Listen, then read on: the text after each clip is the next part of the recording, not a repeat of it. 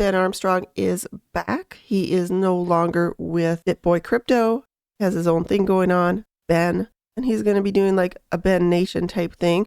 But today I want to talk about something that has to do a little bit about him. My last video about Ben, I noticed there's some of you guys who are, well, not exactly fans of Ben Armstrong, BitBoy Crypto. Some of you guys feel that you got burned by his advice.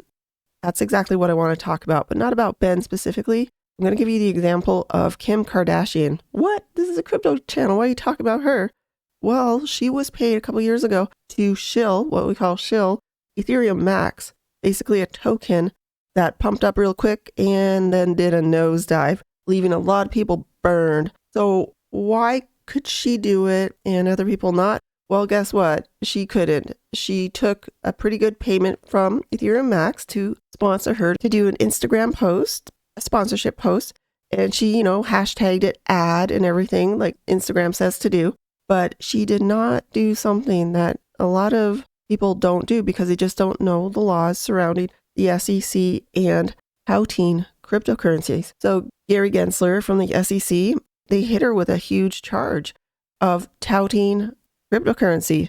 And that meant that she did not reveal when she put out the ad exactly how much she was being paid to do that ad. So it's important if people are not telling you how much they're being paid. Well, maybe they're not being paid, but if they are being paid, they have to reveal it apparently. Now, I don't know all the laws to it, but watching, some of the comments that I was reading about him, they felt burned. Okay, for whatever reason, I don't want to go down there, but that's the law according to what I know right now. Now, laws change. So you got to be careful if you're going to promote something and you're paid to do it and you don't reveal it. That could be a big problem down the line for you. Kim Kardashian got slapped with a major fine.